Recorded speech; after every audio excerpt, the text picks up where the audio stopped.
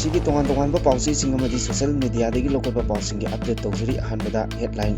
Chief minister ꯌꯨꯝꯅꯥꯝ ꯈꯦꯝꯆꯥꯟ ꯑꯥꯒꯁꯠ 9ꯗ ꯀꯥꯡꯄꯣꯛꯄꯤ district ꯆꯠꯅꯕ ꯁꯦꯝ ꯁꯥꯔꯤ꯫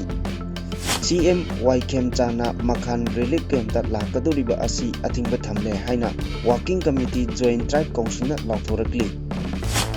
ꯃꯅꯤꯄꯨꯔꯒꯤ ꯉꯝꯈꯩ ꯃꯤꯌꯥꯝꯒꯤ ꯑꯄꯥꯝꯕꯒꯤ ꯃꯥꯌꯣꯛꯇ ꯄꯤꯊꯣꯛꯅꯕ ꯍꯣꯠꯅꯔꯛꯂꯕꯗꯤ ꯑꯀꯟꯕ ꯏꯍꯧ ꯂꯥꯛꯇꯨꯅ ꯃꯩ ꯆꯥꯛꯂꯛꯀꯅꯤ ꯍꯥꯏꯅ ꯂꯥꯟꯕꯅ ꯐꯣꯡꯗꯣꯛꯈ꯭ꯔꯦ꯫ ꯆꯤꯡ ꯅꯤꯡꯈꯥꯏꯔꯛꯄꯗ ꯌꯨꯝ ꯑꯀꯥꯏ ꯑꯇꯣꯏ ꯊꯣꯛꯈ꯭ꯔꯦ, ꯑꯉꯥꯡ 4 ꯁꯣꯛꯂꯦ꯫ ꯁꯥꯏꯀꯣꯠ ꯑꯦꯁꯤꯒꯤ ꯕꯤꯖꯦꯄꯤꯒꯤ ꯑꯦꯝꯑꯦꯜꯑꯦ ꯄꯣꯃꯤꯂꯤꯌꯟ ꯍꯥꯎꯀꯤꯞꯀꯤ ꯍꯧꯔꯛꯐꯝ ꯃꯔꯤ-ꯃꯈꯣꯡ ꯁꯤꯏꯑꯣ ꯑꯣꯐꯤꯁ ꯃꯅꯤꯄꯨꯔꯅ ꯃꯤꯌꯥꯝꯗ ꯈꯪꯍꯟꯒꯗꯕꯅꯤ ꯍꯥꯏꯅ ꯁꯟꯖꯣꯏꯅ ꯐꯣꯡꯗꯣꯛꯈ꯭ꯔꯦ꯫ Southern Thailand regional football match ꯁꯥꯟꯅꯔꯤꯉꯩꯗ ꯕ꯭ꯔꯖ ꯇꯥꯔꯛꯄꯗꯒꯤ ꯄ꯭ꯂꯦꯌꯔ ꯑꯃ ꯁꯤꯔꯦ, 12ꯅ ꯃꯩ ꯆꯥꯛꯇꯨꯅ ꯁꯣꯛꯂꯦ꯫ ꯏꯟꯗꯤꯌꯥ ꯑꯃꯁꯨꯡ ꯃ꯭ꯌꯥꯟꯃꯥꯔꯒꯤ ꯃꯔꯛꯇ ꯂꯝ ꯑꯣꯟꯊꯣꯛ-ꯑꯣꯟꯁꯤꯟ ꯇꯧꯕꯗ ꯃꯅꯤꯄꯨꯔꯒꯤ ꯃꯤꯌꯥꯝ ꯇꯥꯟꯅꯔꯝꯗꯅ ꯏꯟꯗꯤꯌꯥꯒꯤ ꯉꯝꯈꯩ ꯏꯟꯆꯤ ꯑꯃ ꯐꯥꯎꯕ ꯁꯔꯦꯟꯗꯔ ꯇꯧꯕ ꯌꯥꯔꯣꯏ ꯍꯥꯏꯅ ꯀꯦ ꯃꯦꯘꯆꯟꯗ꯭ꯔꯅ ꯐꯣꯡꯗꯣꯛꯈ꯭ꯔꯦ꯫ ꯁꯤꯑꯥꯔꯄꯤꯑꯦꯐꯀꯤ ꯀꯣꯟꯁꯇꯦꯕꯜ ꯑꯃ ꯁꯨꯁꯥꯏꯗ ꯇꯧꯈ꯭ꯔꯦ꯫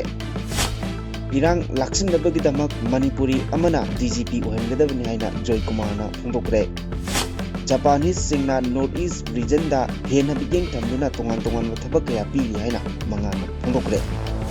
ꯍꯤꯃꯥꯂꯌꯟ ꯁ꯭ꯇꯦꯠꯁꯤꯡꯗ ꯏꯐꯨꯠ ꯆꯥꯗ 52 ꯀꯪꯈ꯭ꯔꯦ, ꯏꯐꯨꯠ ꯀꯪꯕꯗꯒꯤ ꯇꯨꯔꯦꯜ ꯀꯪꯕꯒꯤ ꯃꯇꯝ ꯁꯥꯡꯗꯣꯔꯛꯂꯤ ꯍꯥꯏꯅ ꯕ꯭ꯔꯖꯀꯨꯃꯥꯔꯅ ꯐꯣꯡꯗꯣꯔꯛꯂꯤ꯫ ꯇꯍꯦꯜꯀꯥꯒꯤ ꯑꯦꯗꯤꯇꯔ ꯑꯣꯏꯔꯝꯕ ꯇꯥꯔꯨꯟ ꯇꯦꯖꯄꯥꯜ ꯐꯝꯂꯥꯟꯕꯒꯤ ꯃꯔꯥꯜ ꯂꯩꯔꯦ ꯍꯥꯏꯅ ꯂꯥꯎꯊꯣꯛꯈ꯭ꯔꯦ꯫ ꯁꯦꯈ ꯍꯁꯤꯅꯥꯕꯨ ꯋꯥ ꯉꯥꯡꯍꯟꯈꯤꯕꯒꯤꯗꯃꯛ ꯙꯥꯀꯥꯅ ꯏꯟꯗꯤꯌꯥꯗ ꯌꯥꯅꯤꯡꯗꯕ ꯐꯣꯡꯗꯣꯛꯈ꯭ꯔꯦ꯫ ꯅꯣꯡꯃ ꯈꯛꯇꯗ ꯆꯨꯔꯆꯥꯟꯄꯨꯔꯗ ꯃꯤꯑꯣꯏ 63 ꯗꯦꯡꯒꯤ ꯄꯣꯖꯤꯇꯤꯚ ꯑꯣꯏꯔꯦ, ꯃꯅꯤꯄꯨꯔꯗ ꯗꯦꯡꯒꯤꯒꯤ ꯂꯥꯏꯆꯠ ꯋꯥꯡꯈꯠꯂꯛꯂꯦ, ꯆꯍꯤ ꯑꯁꯤꯒꯤ ꯑꯅꯥꯕ ꯃꯁꯤꯡ 136 ꯌꯧꯈ꯭ꯔꯦ꯫ ꯌꯣꯟꯅꯤꯡꯕ ꯃꯃꯜꯗ ꯄꯣꯠ ꯌꯣꯜꯂꯤꯕꯁꯤꯡꯒꯤ ꯃꯊꯛꯇ ꯃꯤꯠꯌꯦꯡ ꯆꯪꯂꯒꯅꯤ ꯍꯥꯏꯅ ꯀꯦꯑꯦꯁꯑꯦꯅ ꯐꯣꯡꯗꯣꯛꯈ꯭ꯔꯦ꯫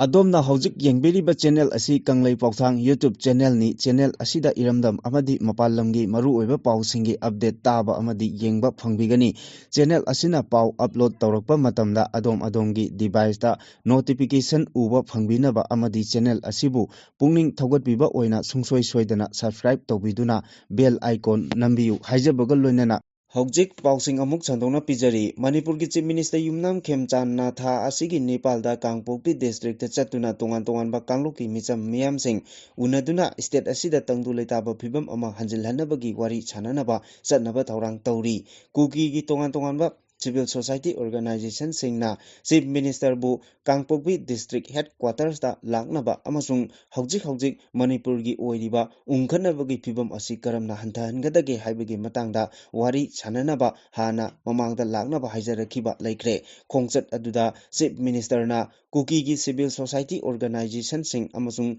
ꯀꯨꯀꯤꯒꯤ ꯂꯨꯆꯤꯡꯕꯁꯤꯡꯒ ꯏꯪ ꯇꯞꯅ ꯂꯩꯃꯤꯟꯅꯁꯤ ꯍꯥꯏꯕꯒꯤ ꯋꯥꯐꯝꯁꯤꯡ ꯐꯣꯡꯗꯣꯛꯂꯕ ꯌꯥꯏ ꯍꯥꯏꯅ ꯄꯥꯅꯔꯤ꯫ ꯃꯁꯤꯒꯤꯁꯨ ꯃꯊꯛꯇ IDPꯁꯤꯡꯒꯁꯨ ꯎꯅꯗꯨꯅ ꯃꯈꯣꯏꯒꯤ ꯂꯩꯔꯤꯕ ꯈꯨꯗꯣꯡꯆꯥꯗꯕꯁꯤꯡ ꯌꯦꯡꯁꯤꯟꯒꯅꯤ ꯍꯥꯏꯔꯤ꯫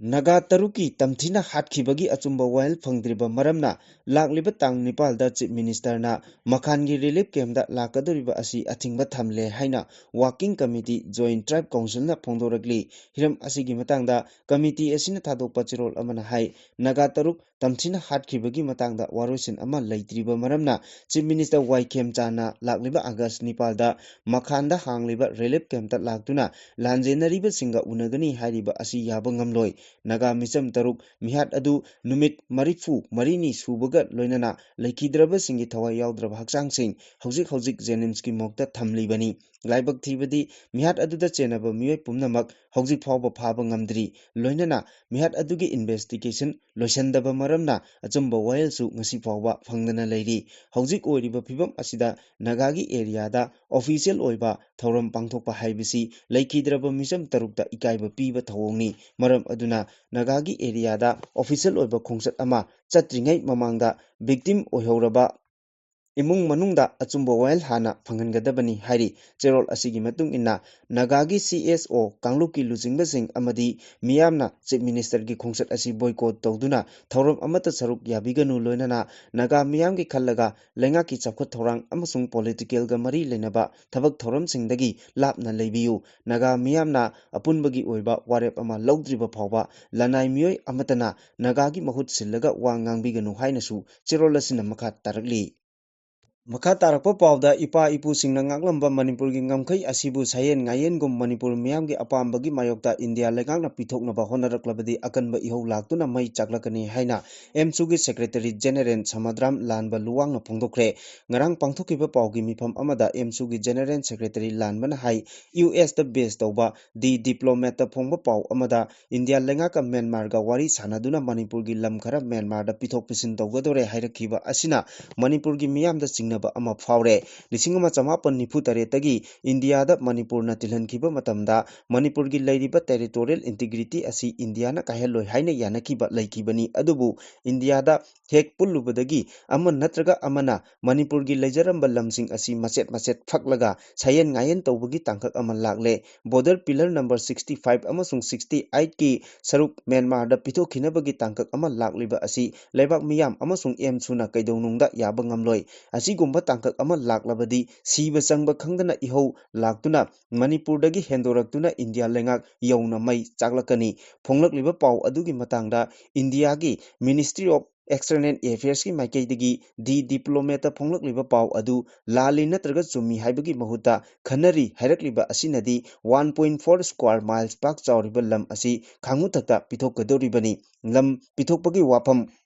asi tha ahumgi manungda thabak oina pangthoknaba honari hainasu di diplomat palli adubu miyamgi mayokta India lengaknasu tawrakpa yai Manipur gi lam machet amata pithokpa yaroi haibasi khangjinba chumgani haiki mahana makata na phondokpada haukiba kumja lising ani kulumdoi gi me ahumdagi Manipur da irang thoraktuna tang tadaba phibamda leibaga loinana amaga changnaba yadana leiringai gi chairak asida NRC update ki matangda ihok lakpa haurakpa tanja asida nanghoraroi matagum border pillar gi isu laktuna Manipur gi lam pithoknaba thorang ama silakpa asi taraina lawba yaroi maram aduna hiram asigi matangda Manipur lengaknasu tuminna kangsin usinnadana leithokpa sungya yaroi chapchana Manipur gi ngamkhai asi kaihandanaba amadi Manipur miyamgi ihul khangna thabak paikhatnaba honagadabani ipa ipuna ikhengtana ngaklamba lam asi sayen ngayen tawnaba thambiramba natte masi soklakpa kairakpa matamda kari oirakani haibadu India lengak amadi Manipur lengakna khanggadabani haiki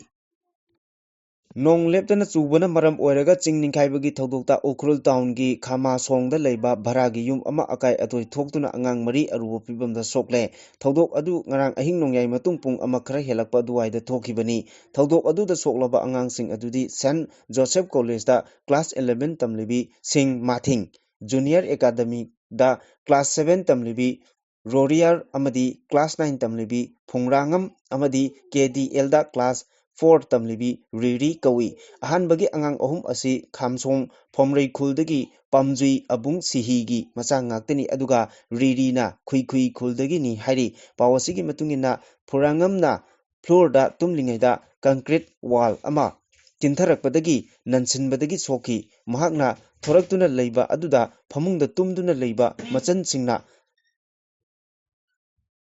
Lokoknaba honabada laikom lainangna nansinkhibadagi sokhi yum adu chingai khuldagi mahai kouba amagini chingninkhairakpa aduda yum adugi chaksang amasung phamung kagi phaklangsing kintharakpadagi tumduna leiba phurangam amadi riri nansinkhibani mafam aduda leiba school uniform amasung lairikna singbasingchu amang ata thokhi hairi Saikot ACG BJP की MLA Paumilan Haukip की हौरकफम मरी मखोंग CEO office Manipur ना लेबाक मयामदा सेंगना खंगंगदबनी हाइना social worker संजोय हनथेंगी माइकेदगी फोंदोरगली मखाताना फोंदोकपदा social media अमदी अतै media platform सिंगदा report तौरकपगी मतुंग इन्ना Paumilan Haukip asi लिसिंगम चमापन हुंबुद्रा मरीदा पोई हाइबा असिनी अदुगा महक अमसुंग महकि इमुंग मनुंगी member सिंग अमता लिसिंगनी तरामाथोय फावबा मणिपुर अमसुंग साइकोट केंद्र की voter list हाइबदी electoral roll दा याउदे हाइबा असिनी अचुंबा ओइरगदी सांख्रब सही 93 asi mahak amasung mahaki family member sing kadaida leirubage amadi kadaidagi lakpano sahi 93 ki voter record haibadi vote ki mari makhong horapam sunglei leitana matou karamna saikot AC da MLA oina karakhibano haibasi miyam amaki wahang oirakli maram aduna CEO office manipur na BJP ki MLA Pomilian Haukip ki marik chumba voter record mahak kadaidagi no kamdowna saikot AC da voter oibano hanna kadaida voter chalambano haiba asengba achumba ꯐꯦꯛ ꯑꯃꯁꯨꯡ figure ꯂꯩꯕꯥꯛ ꯃꯤꯌꯥꯝꯗ ꯃꯌꯦꯛ ꯁꯦꯡꯅ ꯈꯪꯍꯟꯒꯗꯕꯅꯤ꯫ ꯄꯥꯎꯃꯤꯂꯤꯌꯟ ꯍꯥꯎꯀꯤꯞ ꯑꯁꯤ ꯏꯆꯝ ꯆꯝꯕ voter ꯑꯃ ꯅꯠꯇꯦ, ꯃꯍꯥꯛ ꯍꯧꯖꯤꯛ ꯃꯤꯌꯥꯝꯒꯤ ꯃꯤꯍꯨꯠ ꯑꯃ ꯑꯣꯏꯔꯤꯕꯅꯤ꯫ ꯃꯍꯥꯛꯀꯨꯝꯕ ꯔꯦꯁꯄꯣꯟꯁꯤꯕꯜ ꯂꯩꯈ꯭ꯔꯕ ꯑꯦꯝ.ꯑꯦꯜ.ꯑꯦ. ꯑꯃꯅ ꯐꯥꯎꯕ ꯚꯣꯇꯔꯗ ꯑꯆꯧꯕ ꯅꯝꯊꯥꯛ ꯃꯦꯅꯤꯄꯨꯂꯦꯁꯟ ꯇꯧꯕ ꯇꯥꯔꯕꯗꯤ ꯑꯇꯣꯞꯄ ꯑꯆꯝꯕ ꯃꯤꯁꯤꯡꯗꯤ ꯀꯌꯥꯝ ꯌꯥꯝꯅ ꯑꯣꯏꯗ ꯄꯥꯗꯕ ꯎꯄꯥꯏ ꯁꯤꯖꯤꯟꯅꯗꯨꯅ ꯚꯣꯇꯔ ꯂꯤꯁꯇ ꯃꯤꯡ ꯆꯜꯂꯝꯒꯗꯒꯦ ꯍꯥꯏꯕꯁꯤ ꯋꯥꯈꯟꯅ ꯂꯥꯝꯁꯤꯜꯂꯨꯕꯗ ꯃꯤꯄꯥꯏꯕ ꯄꯣꯛꯏ꯫ ꯍꯧꯈꯤꯕ ꯆꯍꯤ ꯈꯔ ꯑꯁꯤꯗ ꯆꯤꯡꯒꯤ ꯑꯦꯁꯦꯝꯕ꯭ꯂꯤ ꯀꯟꯁꯇꯤꯇ꯭ꯌꯨꯑꯦꯟꯁꯤ ꯃꯔꯨꯑꯣꯏꯅ ꯆꯨꯔꯆꯥꯟꯄꯨꯔ, ꯆꯥꯟꯗꯦꯜ, ꯇꯦꯡꯅꯧꯄꯜ, ꯐꯦꯔꯖꯣꯜ ꯑꯃꯁꯨꯡ ꯀꯥꯡꯄꯣꯛꯄꯤꯅꯆꯤꯡꯕ ꯗꯤꯁꯇ꯭ꯔꯤꯛꯀꯤ ꯃꯅꯨꯡ ꯆꯟꯅ ꯂꯩꯔꯤꯕ ꯑꯦꯁꯦꯝꯕ꯭ꯂꯤ ꯀꯟꯁꯇꯤꯇ꯭ꯌꯨꯑꯦꯟꯁꯤꯁꯤꯡꯗ ꯃꯍꯧꯁꯥꯒꯤ ꯑꯣꯏꯗꯕ ꯃꯑꯣꯡꯗ ꯀꯥ ꯍꯦꯟꯅ ꯚꯣꯇꯔ ꯃꯁꯤꯡ ꯈꯪꯍꯦꯟ ꯍꯦꯟꯒꯠꯂꯛꯂꯤꯕ ꯑꯁꯤꯒꯤ ꯃꯔꯝ ꯀꯔꯤꯒꯤꯅꯣ ꯍꯥꯏꯕꯁꯤꯁꯨ ꯍꯪꯅꯤꯡꯉꯥꯏ ꯑꯣꯏꯔꯤ꯫ ꯗꯤꯁꯇ꯭ꯔꯤꯛꯁꯤꯡ ꯑꯁꯤꯗ ꯑꯅꯧꯕ ꯈꯨꯜꯒꯤ ꯃꯁꯤꯡꯁꯨ ꯈꯪꯍꯧꯗꯅ ꯈꯪꯍꯦꯟ ꯍꯦꯟꯒꯠꯂꯛꯇꯨꯅ ꯑꯅꯧꯕ ꯚꯤꯂꯦꯖ ꯃꯁꯤꯡ 1,900ꯒꯤ ꯃꯊꯛꯇ ꯍꯦꯟꯒꯠꯈꯤ ꯍꯥꯏꯕꯁꯤ ꯃꯅꯤꯄꯨꯔ ꯒꯚꯔꯟꯃꯦꯟꯠꯀꯤ ꯔꯦꯀꯣꯔꯗꯇ ꯂꯩꯈ꯭ꯔꯕꯅꯤ꯫ ꯑꯁꯤꯒꯨꯝꯕ ꯃꯔꯝ ꯀꯌꯥ ꯑꯁꯤ ꯂꯩꯕꯅ ꯍꯧꯖꯤꯛ ꯂꯝꯗꯝ ꯑꯁꯤꯗ NRC ꯑꯞꯗꯦꯠ ꯇꯧꯗꯨꯅ ꯏꯜꯂꯤꯒꯦꯜ ꯏꯃꯤꯒ꯭ꯔꯦꯟꯠꯁꯤꯡ ꯑꯁꯤ ꯃꯄꯨꯡ ꯐꯥꯅ ꯈꯪꯗꯣꯛꯇꯨꯅ ꯃꯥꯒꯤ ꯂꯩꯕꯥꯛꯇ ꯍꯜꯍꯟꯈ꯭ꯔꯕ ꯃꯇꯨꯡꯗ ꯄꯣꯄꯨꯂꯦꯁꯟ ꯁꯦꯟꯁꯁ ꯇꯧꯕꯤꯌꯨ ꯍꯥꯏꯕ CSOꯁꯤꯡ ꯑꯃꯁꯨꯡ ꯂꯩꯕꯥꯛ ꯃꯤꯌꯥꯝꯅ ꯗꯤꯃꯥꯟ ꯇꯧꯗꯨꯅ ꯂꯩꯔꯤꯕꯅꯤ꯫ ꯍꯧꯖꯤꯛ SIRꯒꯤ ꯗ꯭ꯔꯥꯐꯠ ꯏꯂꯦꯛꯇꯣꯔꯦꯜ ꯔꯣꯜꯗ ꯍꯥꯏꯔꯤꯕ ꯗꯤꯁꯇ꯭ꯔꯤꯛ 5 ꯑꯁꯤꯗ ꯚꯣꯇꯔꯁꯤꯡꯒꯤ ꯑꯔꯥꯟ ꯑꯍꯨꯏ ꯃꯌꯥꯝ ꯑꯃ ꯌꯥꯎꯕ ꯊꯦꯡꯅꯔꯦ ꯍꯥꯏꯅ ꯄꯥꯎꯆꯦ ꯑꯃꯁꯨꯡ ꯁꯣꯁꯤꯌꯦꯜ ꯃꯤꯗꯤꯌꯥ ꯄ꯭ꯂꯦꯠꯐꯣꯔꯝꯁꯤꯡꯗ ꯋꯥꯐꯝ ꯀꯌꯥꯁꯨ ꯂꯦꯞꯇꯅ ꯐꯣꯡꯗꯣꯛꯅꯔꯤꯕꯅꯤ꯫ ꯃꯔꯝ ꯑꯗꯨꯅ ꯃꯅꯤꯄꯨꯔ ꯂꯩꯉꯥꯛꯅ ꯑꯦꯛꯁꯄꯔꯠ ꯀꯃꯤꯇꯤ ꯁꯦꯝꯗꯨꯅ ꯍꯤꯔꯝ ꯑꯁꯤꯗ ꯀꯨꯞꯅ ꯌꯦꯡꯁꯤꯟꯕꯤꯌꯨ, ꯅꯠꯇ꯭ꯔꯕꯗꯤ ꯂꯝꯗꯝ ꯑꯁꯤꯒꯤ ꯃꯤꯁꯤꯡ ꯌꯥꯝꯖꯗ꯭ꯔꯕ ꯌꯦꯜꯂꯣꯡꯃꯤꯁꯤꯡ ꯃꯤꯇꯣꯞꯁꯤꯡꯒꯤ ꯏꯔꯣꯜꯅꯨꯡꯗ ꯂꯨꯞꯁꯤꯟꯈꯤꯗꯨꯅ ꯅꯣꯡꯃꯗꯤ ꯂꯝꯗꯝ ꯑꯁꯤꯗꯒꯤ ꯌꯦꯜꯂꯣꯡꯃꯤ ꯐꯨꯔꯨꯞꯁꯤꯡ ꯁꯣꯏꯗꯅ ꯃꯨꯠꯈꯤꯒꯅꯤ ꯍꯥꯏꯕ ꯋꯥꯐꯝꯁꯤꯡꯁꯨ ꯐꯣꯡꯗꯣꯛꯈꯤ꯫ ꯅꯨꯡꯁꯤꯠ ꯌꯥꯎꯅ ꯑꯀꯟꯕ ꯅꯣꯡ ꯆꯨꯔꯤꯉꯩꯒꯤ ꯃꯔꯛꯇ southern Thailand regional football match ꯑꯃ ꯁꯥꯟꯅꯔꯤꯉꯩꯗ ꯕ꯭ꯔꯖ ꯇꯥꯔꯛꯄꯗꯒꯤ ꯆꯍꯤ 23ꯔꯣꯝ ꯁꯨꯔꯕ ꯄ꯭ꯂꯦꯌꯔ ꯑꯃ ꯂꯩꯈꯤꯗ꯭ꯔꯦ꯫ ꯄ꯭ꯂꯦꯌꯔ 12ꯅ ꯃꯁꯥ ꯃꯩ ꯆꯥꯛꯂꯛꯄꯗꯒꯤ ꯁꯣꯛꯂꯦ ꯍꯥꯏꯔꯤ꯫ ꯄꯥꯎ ꯑꯁꯤꯒꯤ ꯃꯇꯨꯡ ꯏꯟꯅ ꯂꯥꯏꯕꯛ ꯊꯤꯕ ꯊꯧꯗꯣꯛ ꯑꯗꯨꯗ ꯂꯩꯈꯤꯗ꯭ꯔꯕ ꯊꯥꯏ ꯄ꯭ꯂꯦꯌꯔ ꯑꯗꯨꯒꯤ ꯃꯃꯤꯡꯅ ꯁꯥꯞꯋꯥꯟ ꯑꯥꯋꯦ ꯀꯧꯏ꯫ ꯍꯟꯗꯛ ꯊꯥꯏ ꯂꯤꯒ 3 ꯁꯥꯎꯗꯔꯟ ꯔꯤꯖꯟ ꯁꯥꯏꯠ FC ꯌꯥꯂꯥꯗ ꯌꯥꯎꯔꯛꯈꯤꯕꯅꯤ꯫ ꯁꯥꯎꯗꯔꯟ ꯊꯥꯏꯂꯦꯟ ꯅꯔꯊꯤꯋꯥꯔꯠ ꯄ꯭ꯔꯣꯚꯤꯟꯁꯇ ꯂꯩꯕ ꯁꯥꯟꯇꯤꯐꯥꯞ ꯁ꯭ꯇꯦꯗꯤꯌꯝꯗ ꯒꯥꯂꯥ ꯀꯞꯁ ꯔꯤꯖꯅꯦꯜ ꯇꯣꯔꯅꯥꯃꯦꯟꯠꯀꯤ ꯐꯨꯠꯕꯣꯜ ꯁꯥꯟꯅꯔꯤꯉꯩꯒꯤ ꯃꯔꯛ ꯑꯗꯨꯗ ꯄ꯭ꯂꯦꯌꯔ ꯑꯁꯤꯗ ꯕ꯭ꯔꯖ ꯇꯥꯁꯤꯜꯂꯛꯄꯗꯒꯤ ꯂꯩꯃꯥꯏꯗ ꯋꯥꯟꯊꯗꯨꯅ ꯇꯥꯈꯤ꯫ ꯈꯨꯗꯛꯇ ꯐꯨꯠꯕꯣꯜ ꯑꯗꯨꯕꯨ ꯌꯦꯡꯂꯤꯕ ꯚꯥꯕꯣꯛꯁꯤꯡ ꯑꯃꯁꯨꯡ ꯃꯤꯌꯥꯝꯅ ꯒ꯭ꯔꯥꯎꯟ ꯇꯝꯅ ꯆꯦꯟꯁꯤꯜꯂꯛꯇꯨꯅ ꯃꯤꯑꯣꯏ ꯑꯗꯨ ꯀꯟꯅꯕ ꯍꯣꯠꯅꯈꯤ, ꯑꯗꯨꯕꯨ ꯃꯍꯥꯛ ꯃꯐꯝ ꯑꯗꯨꯃꯛꯇꯗ ꯂꯩꯈꯤꯗꯕꯅꯤ꯫ ꯊꯧꯗꯣꯛ ꯑꯗꯨꯒ ꯃꯔꯤ ꯂꯩꯅꯅ ꯊꯥꯒꯠꯂꯛꯈꯤꯕ ꯚꯤꯗꯤꯑꯣ ꯐꯨꯇꯦꯖ ꯑꯃꯒꯤ ꯃꯇꯨꯡ ꯏꯟꯅꯗꯤ ꯄ꯭ꯂꯦꯌꯔ ꯑꯁꯤꯅ ꯅꯣꯡ ꯃꯔꯛ ꯑꯗꯨꯗ ꯒ꯭ꯔꯥꯎꯟꯗ ꯀꯣꯏꯆꯦꯟ ꯆꯦꯟꯕ ꯎꯈꯤ, ꯑꯗꯨꯕꯨ ꯄ꯭ꯂꯦꯌꯔ ꯑꯁꯤꯅ ꯕꯣꯜ ꯐꯪꯅꯕ ꯆꯦꯜꯂꯤꯉꯩꯗ ꯃꯁꯥꯗ ꯕ꯭ꯔꯖ ꯇꯥꯁꯤꯜꯂꯛꯄꯗꯒꯤ ꯂꯩꯃꯥꯏꯗ ꯋꯥꯟꯊꯔꯒ ꯇꯥꯈꯤ꯫ ꯑꯉꯥꯟꯕ ꯃꯉꯥꯜ ꯑꯃ ꯒ꯭ꯔꯥꯎꯟꯗ ꯇꯥꯈꯤꯕꯒ ꯂꯣꯏꯅꯅ ꯃꯩꯈꯨ ꯀꯥꯔꯛꯈꯤ꯫ ꯊꯧꯗꯣꯛ ꯑꯗꯨꯗ ꯄ꯭ꯂꯦ ꯑꯗꯨꯕꯨ ꯌꯦꯡꯂꯤꯕ ꯄ꯭ꯂꯦꯌꯔ ꯃꯌꯥꯝ ꯊꯃꯣꯏ ꯁꯣꯛꯅ ꯅꯨꯡꯉꯥꯏꯇꯕ ꯐꯣꯡꯗꯣꯛꯅꯈꯤ꯫ ꯄꯥꯎ ꯑꯁꯤꯅ ꯃꯈꯥ ꯇꯥꯅ ꯐꯣꯡꯗꯣꯛꯄꯗ ꯑꯀꯟꯕ ꯅꯣꯡ ꯇꯥꯔꯕꯁꯨ ꯊꯥꯏ ꯑꯃꯁꯨꯡ ꯃꯂꯦꯁꯤꯌꯥ ꯄ꯭ꯂꯦꯌꯔꯒꯤ ꯁ꯭ꯀ꯭ꯋꯥꯗꯁꯤꯡ ꯌꯥꯎꯕ, ꯑꯗꯨꯕꯨ ꯅꯣꯡ ꯁꯦꯔꯤꯟ ꯑꯃꯁꯨꯡ ꯁꯥꯝꯀꯣꯟ ꯑꯅꯤꯒꯤ ꯃꯔꯛꯇ ꯃꯦꯆ ꯑꯗꯨ ꯁꯥꯟꯅꯔꯤꯉꯩꯗ ꯂꯥꯏꯕꯛ ꯊꯤꯕ ꯊꯧꯗꯣꯛ ꯑꯗꯨ ꯊꯣꯛꯈꯤꯕꯅꯤ꯫ ꯃꯦꯆ ꯑꯗꯨ ꯁꯥꯟꯅꯔꯤꯉꯩꯗ ꯕ꯭ꯔꯖ ꯇꯥꯁꯤꯜꯂꯛꯈꯤꯕꯒꯤ ꯄ꯭ꯂꯦꯌꯔ ꯁꯥꯞꯋꯥꯟ ꯑꯥꯋꯦ ꯁꯣꯛꯇꯨꯅ ꯒ꯭ꯔꯥꯎꯟꯗ ꯇꯥꯔꯤꯉꯩꯗ ꯃꯦꯗꯤꯀꯦꯜ ꯄꯔꯁꯅꯦꯜꯁꯤꯡꯅ ꯍꯣꯁꯄꯤꯇꯥꯜꯗ ꯄꯨꯗ꯭ꯔꯤꯉꯩꯒꯤ ꯃꯃꯥꯡꯗ ꯏꯃꯥꯔꯖꯦꯟꯁꯤ ꯇ꯭ꯔꯤꯠꯃꯦꯟꯠ ꯆꯠꯊꯈꯤ꯫ ꯃꯦꯗꯤꯀꯦꯜ ꯇꯤꯝꯅ ꯃꯍꯥꯛꯄꯨ ꯀꯟꯅꯕ ꯐꯅ ꯀꯟꯅ ꯍꯣꯠꯅꯔꯕꯁꯨ ꯂꯥꯏꯀꯠꯅꯕ ꯉꯝꯗꯅ ꯂꯩꯈꯤꯗꯦ꯫ ꯊꯧꯗꯣꯛ ꯑꯗꯨꯗ ꯄ꯭ꯂꯦꯌꯔ 12ꯁꯨ ꯃꯩ ꯆꯥꯛꯇꯨꯅ ꯁꯣꯛꯈꯤ꯫ ꯁꯣꯛꯂꯕꯁꯤꯡ ꯑꯗꯨꯒꯤ ꯃꯅꯨꯡꯗ ꯁꯣꯃꯥꯂꯤꯌꯟ ꯐꯨꯠꯕꯣꯜ ꯄ꯭ꯂꯦꯌꯔ ꯑꯥꯂꯤꯐ ꯏꯖꯥꯍꯥꯟ ꯖꯨꯜꯀꯤꯞꯂꯤꯁꯨ ꯌꯥꯎꯔꯤ꯫ ꯃꯅꯤꯄꯨꯔꯒꯤ ꯗꯤꯃꯥꯔꯀꯦꯁꯟ ꯇꯧꯗ꯭ꯔꯤꯕ ꯉꯝꯈꯩꯗ ꯏꯟꯗꯤꯌꯥ ꯑꯃꯁꯨꯡ ꯃ꯭ꯌꯥꯟꯃꯥꯔꯅ ꯂꯝ ꯑꯣꯟꯊꯣꯛ ꯑꯣꯟꯁꯤꯟ ꯇꯧꯅꯒꯗꯣꯔꯦ ꯍꯥꯏꯔꯤꯕ ꯋꯥꯐꯝ ꯑꯁꯤꯅ ꯑꯆꯨꯝꯕ ꯑꯣꯏꯔꯕꯗꯤ ꯃꯅꯤꯄꯨꯔ ꯃꯤꯌꯥꯝꯗ ꯃꯌꯦꯛ ꯁꯦꯡꯅ ꯈꯪꯍꯟꯒꯗꯕꯅꯤ꯫ ꯏꯟꯗꯤꯌꯥ ꯑꯃꯁꯨꯡ ꯃ꯭ꯌꯥꯟꯃꯥꯔꯒꯤ ꯃꯔꯛꯇ ꯂꯝ ꯑꯣꯟꯊꯣꯛ ꯑꯣꯟꯁꯤꯟ ꯇꯧꯕꯗ ꯃꯅꯤꯄꯨꯔꯒꯤ ꯃꯤꯌꯥꯝ ꯇꯥꯟꯅꯔꯝꯗꯅ ꯏꯟꯗꯤꯌꯥꯒꯤ ꯉꯝꯈꯩ ꯏꯟꯆꯤ ꯑꯃ ꯐꯥꯎꯕ ꯁꯔꯦꯟꯗꯔ ꯇꯧꯕ ꯌꯥꯔꯣꯏ ꯍꯥꯏꯅ ꯀꯣꯡꯒ꯭ꯔꯦꯁ ꯂꯦꯖꯤꯁꯂꯦꯆꯔ ꯄꯥꯔꯇꯤ CLPꯒꯤ ꯂꯤꯗꯔ ꯀꯩꯁꯥꯝ ꯃꯦꯘꯆꯟꯗ꯭ꯔꯅ ꯐꯣꯡꯗꯣꯔꯛꯂꯤ꯫ ꯋꯥꯐꯝ ꯑꯁꯤ ꯃꯅꯤꯄꯨꯔ ꯑꯃꯁꯨꯡ ꯃ꯭ꯌꯥꯟꯃꯥꯔ ꯑꯅꯤꯒꯤ ꯃꯔꯛꯇ ꯉꯝꯈꯩꯒꯤ ꯁꯔꯨꯛ ꯂꯦꯞꯊꯣꯛꯄ ꯉꯝꯗꯅ ꯂꯩꯔꯤꯕ ꯑꯁꯤ ꯂꯣꯏꯁꯤꯟꯅꯕꯒꯤꯗꯃꯛ ꯏꯟꯗꯤꯌꯥ ꯑꯃꯁꯨꯡ ꯃ꯭ꯌꯥꯟꯃꯥꯔꯒꯤ ꯃꯔꯛꯇ ꯂꯝ ꯑꯣꯟꯊꯣꯛ ꯑꯣꯟꯁꯤन ꯇꯧꯅꯕ ꯈꯟꯅꯔꯤꯕ ꯍꯥꯏꯕ ꯏꯟꯗꯤꯌꯥ ꯂꯩꯉꯥꯛꯀꯤ ꯃꯤꯅꯤꯁꯇ꯭ꯔꯤ ꯑꯣꯐ ꯑꯦꯛꯁꯇꯔꯅꯦꯜ ꯑꯦꯐꯤꯌꯔꯁꯀꯤ ꯋꯥꯐꯝ ꯑꯃꯒꯤ ꯃꯇꯥꯡꯗ CLPꯒꯤ ꯂꯤꯗꯔ ꯀꯦ ꯃꯦꯘꯆꯟꯗ꯭ꯔꯅ ꯃꯍꯥꯛꯀꯤ ꯁꯣꯁꯤꯌꯦꯜ ꯃꯤꯗꯤꯌꯥ ꯑꯦꯀꯥꯎꯟꯠꯇ ꯄꯣꯁꯠ ꯑꯁꯤ ꯊꯥꯒꯠꯂꯛꯈꯤꯕꯅꯤ꯫ ꯀꯩꯁꯥꯝ ꯃꯦꯘꯆꯟꯗ꯭ꯔꯒꯤ ꯄꯣꯁꯠ ꯑꯁꯤꯅ ꯃꯈꯥ ꯇꯥꯅ ꯍꯥꯏ ꯀꯔꯤꯒꯨꯝꯕ ꯂꯝ ꯑꯣꯟꯊꯣꯛ ꯑꯣꯟꯁꯤꯟ ꯇꯧꯕꯒꯤ ꯋꯥꯐꯝ ꯑꯁꯤꯅ ꯑꯔꯥꯟꯕ ꯑꯣꯏꯔꯝꯂꯕꯗꯤ ꯃꯤꯅꯤꯁꯇ꯭ꯔꯤ ꯑꯣꯐ ꯑꯦꯛꯁꯇꯔꯅꯦꯜ ꯑꯦꯐꯤꯌꯔꯁꯅ ꯔꯤꯄꯣꯔꯠ ꯑꯗꯨ ꯑꯆꯨꯝꯕꯅꯤ ꯍꯥꯏꯅ ꯁꯦꯡꯗꯣꯛꯀꯗꯕꯅꯤ ꯅꯠꯇ꯭ꯔꯒ ꯑꯔꯥꯟꯕꯅꯤ ꯍꯥꯏꯅ ꯁꯦꯡꯗꯣꯛꯀꯗꯕꯅꯤ꯫ ꯀꯔꯤꯒꯨꯝꯕ ꯂꯝ ꯑꯣꯟꯊꯣꯛ ꯑꯣꯟꯁꯤꯟ ꯇꯧꯕꯒꯤ ꯃꯇꯥꯡꯗ खन्नबा ओइरगना इंडिया लेंगाकना मदुगी पांडम मित्येंगना चिंबा पुमनमक मियामदा मयेक सेंगना खंगनदुना हौजिक मियामदा फावरिबा खोइरांग खोसावनबा असि कोहनगदबनी इंडो म्यांमारगी मणिपुरगा ताइनबा डेमार्केशन तौद्रिबा ngamkhaiगी सरुकसिंगी matangda हौजिक थोकलक्लिबा वाफम असि स्टेट असिगी मियामना चिंगनबा कया फावहल्ले मणिपुरगी अपुनबगी सकम पुवारीगा छागोनदुना लाक्लिबा ngamkhai amadi स्टेट असिगी securityga haktengnana mari leinaba hiram asida India लेंगाकना तुमिना लेसिलक्लिबा करिगिनो हौजिक मियामना खंगबा पामलिबदी मणिपुर अमसुंग म्यांमार अनिगी मरक्ता लम ओंथोक ओंसिन तौनबा खनरी हाइना मिनिस्ट्रीना थमलक्लिबा वाफम असि तसेंगना चुमलबरा मदुना अचुंबा ओइरबदी करम खुल सोकदगे खोंथांग असिगी मतंगदा सेंटरना स्टेट लेंगाक मियामगी मिहुत ट्रेडिशनल इंस्टीट्यूट अमसुंग ngамkhai paringda khundarib miyamga khanaba leirabara haibasigi pakhum pigadabani hairiba thorang asigi aroiba warep ama lodringai mamangda parliament amadi manipur miyamda khanghalamgadoribara haiba asisu achobu hang ama oiri international boundary sokpa yaba warep sing close door da loba yaroi haukiba sahi kayagi mamangdagi manipur asi hanjin chaitheng pangduna lakribani constitution की process parliamentary scrutiny अमसुंग मणिपुर मियाम तानारमदना India की ngamkhai इंची अमा फावबा surrender तोबा यारोय national security अमसुंग territorial integrity की मतंगदा नारोलदा यानबा अमता पुरक लोइदबनी मणिपुर की मियाम लोना थुपना थबक तोबगी महूत transparency पामी हाइना CLP leader कैसाम मेघाचंद्र की वारोल असिना मखा तारी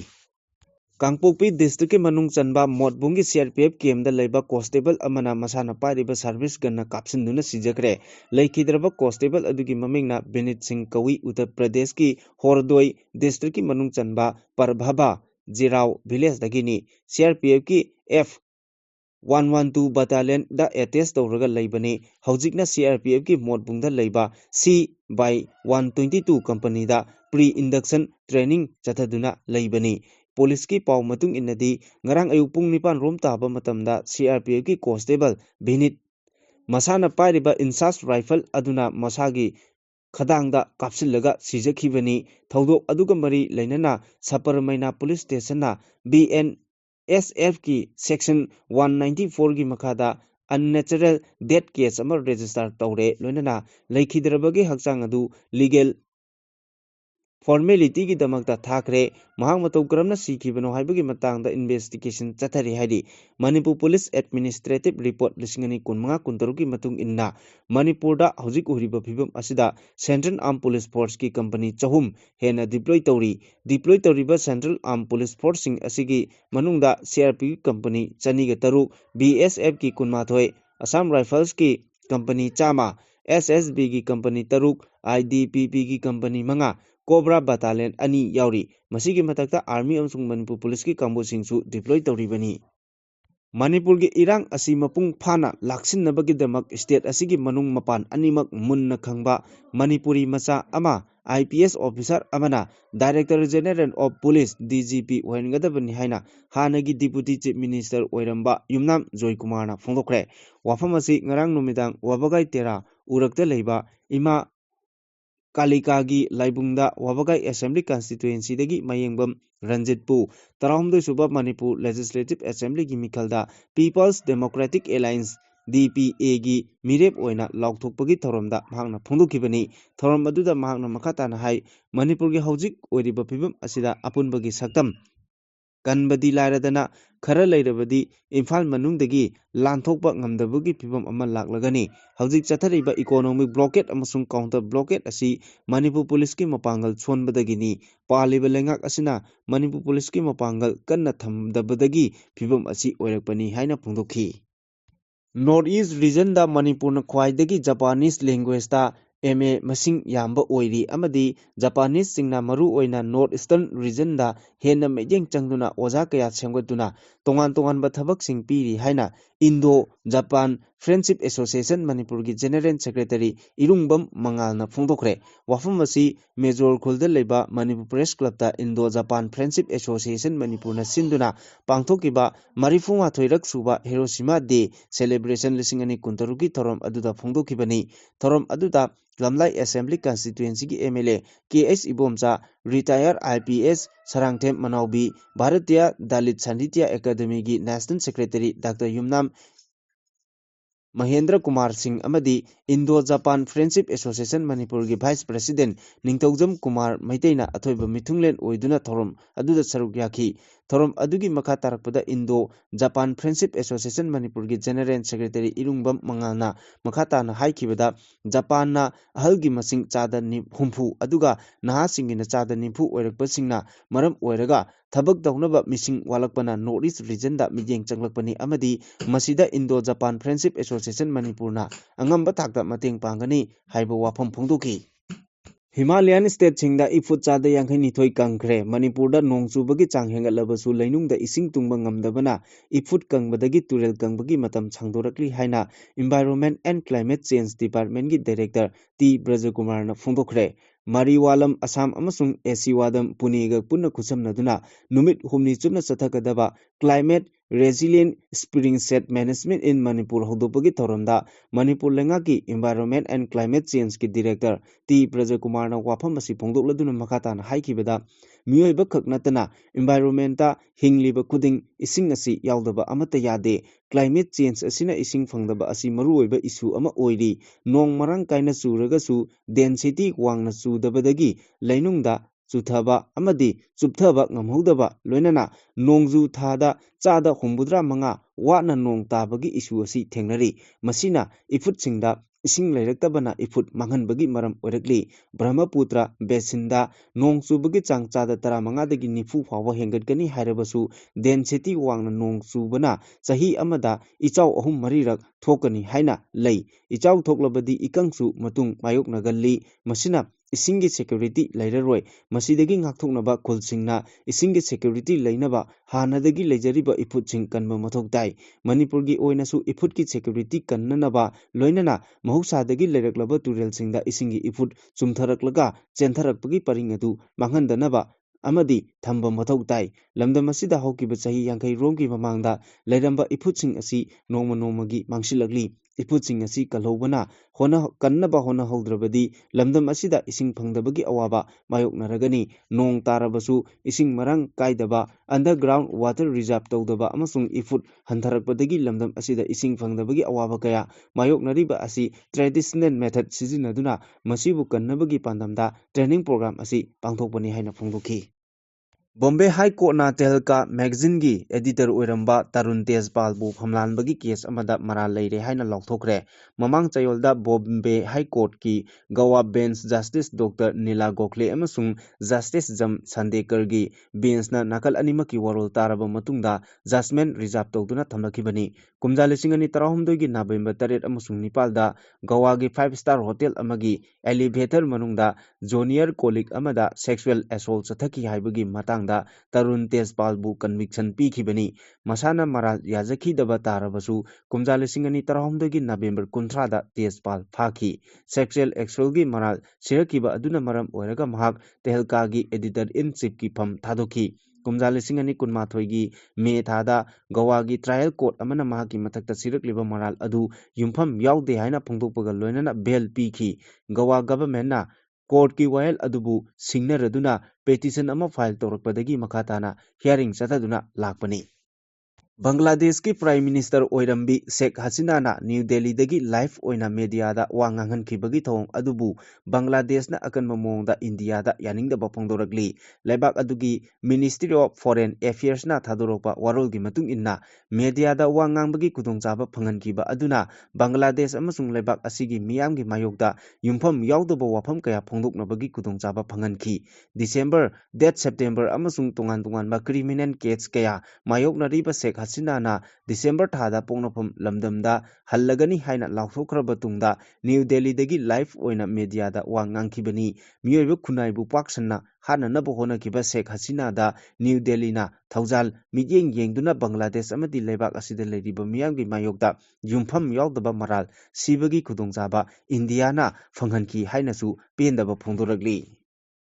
ꯍꯧꯈꯤꯕ ꯑꯥꯒꯁ ꯑꯃꯗ ꯆꯨꯔꯆꯥꯟꯄꯨꯔ ꯗꯤꯁꯇ꯭ꯔꯤꯛꯇ ꯃꯤꯑꯣꯏ 53 ꯄꯣꯖꯤꯇꯤꯚ ꯑꯣꯏꯈ꯭ꯔꯕ ꯇꯨꯡꯗ ꯗꯤꯁꯇ꯭ꯔꯤꯛ ꯑꯁꯤꯗ ꯗꯦꯡꯒꯤꯒꯤ ꯂꯩꯅꯥ ꯂꯥꯏꯆꯠ ꯃꯤꯄꯥꯏꯅꯤꯡꯉꯥꯏ ꯑꯣꯏꯕ ꯃꯑꯣꯡꯗ ꯌꯥꯡꯅ ꯁꯟꯗꯣꯔꯛꯂꯤ꯫ ꯍꯧꯈꯤꯕ ꯄꯨꯡ 24ꯗꯅ ꯗꯤꯁꯇ꯭ꯔꯤꯛ ꯑꯁꯤꯗ ꯃꯤꯑꯣꯏ 63 ꯅꯣꯡꯃꯇꯗ ꯄꯣꯖꯤꯇꯤꯚ ꯑꯣꯏꯔꯛꯇꯨꯅ ꯀꯨꯝꯁꯤ ꯆꯍꯤꯒꯤ ꯑꯣꯏꯅ ꯗꯦꯡꯒꯤꯅ ꯈ꯭ꯋꯥꯏꯗꯒꯤ ꯍꯦꯟꯅ ꯁꯣꯛꯍꯜꯂꯕ ꯗꯤꯁꯇ꯭ꯔꯤꯛ ꯑꯣꯏꯔꯦ꯫ ꯃꯅꯤꯄꯨꯔ ꯂꯩꯉꯥꯛꯀꯤ ꯗꯥꯏꯔꯦꯛꯇꯣꯔꯦꯠ ꯑꯣꯐ ꯍꯦꯜꯊ ꯁꯔꯚꯤꯁꯦꯁ ꯃꯅꯤꯄꯨꯔꯅ ꯊꯥꯗꯣꯔꯛꯄ ꯆꯦꯔꯣꯜꯒꯤ ꯃꯇꯨꯡ ꯏꯟꯅ ꯍꯧꯈꯤꯕ ꯄꯨꯡ 24 ꯑꯁꯤꯗ ꯆꯨꯔꯆꯥꯟꯄꯨꯔ ꯗꯤꯁꯇ꯭ꯔꯤꯛꯇ ꯗꯦꯡꯒꯤ ꯄꯣꯖꯤꯇꯤꯚ ꯑꯣꯏꯔꯛꯈꯤꯕ ꯃꯤꯑꯣꯏ 63 ꯑꯁꯤ ꯍꯥꯞꯆꯤꯜꯂꯒꯗꯤ ꯆꯍꯤ ꯑꯁꯤꯒꯤ ꯑꯣꯏꯅ ꯗꯦꯡꯒꯤꯅ ꯅꯥꯕ ꯃꯤꯒꯤ ꯃꯁꯤꯡ 105 ꯌꯧꯈ꯭ꯔꯦ꯫ ꯆꯨꯔꯆꯥꯟꯄꯨꯔꯒꯤ ꯅꯧꯅ ꯄꯣꯖꯤꯇꯤꯚ ꯑꯣꯏꯔꯛꯈꯤꯕ ꯃꯤꯁꯤꯡ ꯑꯁꯤ ꯍꯥꯞꯆꯤꯜꯂꯕ ꯇꯨꯡꯗ ꯃꯅꯤꯄꯨꯔ ꯄꯨꯝꯕꯒꯤ ꯑꯣꯏꯅ ꯗꯦꯡꯒꯤꯅ ꯅꯥꯕ ꯃꯤꯒꯤ ꯃꯁꯤꯡ ꯑꯁꯤ 133 ꯌꯧꯈ꯭ꯔꯦ꯫ ꯍꯧꯈꯤꯕ ꯄꯨꯡ 24ꯗ ꯇꯦꯡꯅꯧꯄꯜ ꯗꯤꯁꯇ꯭ꯔꯤꯛꯇ ꯃꯤꯑꯣꯏ ꯑꯃ ꯗꯦꯡꯒꯤ ꯄꯣꯖꯤꯇꯤꯚ ꯑꯣꯏꯕ ꯊꯦꯡꯅꯗꯨꯅ ꯅꯣꯡꯃ ꯈꯛꯇꯗ ꯃꯤꯑꯣꯏ 34 ꯄꯣꯖꯤꯇꯤꯚ ꯑꯣꯏꯈꯤꯕꯅꯤ꯫ ꯏꯝꯐꯥꯜ ꯏꯁ ꯗꯤꯁꯇ꯭ꯔꯤꯛꯀꯤ ꯑꯣꯏꯅ ꯃꯤꯑꯣꯏ 30 ꯄꯣꯖꯤꯇꯤꯚ ꯑꯣꯏꯈ꯭ꯔꯦ꯫ ꯏꯝꯐꯥꯜ ꯋꯦꯁꯀꯤꯅ 12, ꯇꯦꯡꯅꯧꯄꯜ ꯗꯤꯁꯇ꯭ꯔꯤꯛꯀꯤꯅ ꯃꯤꯑꯣꯏ 13,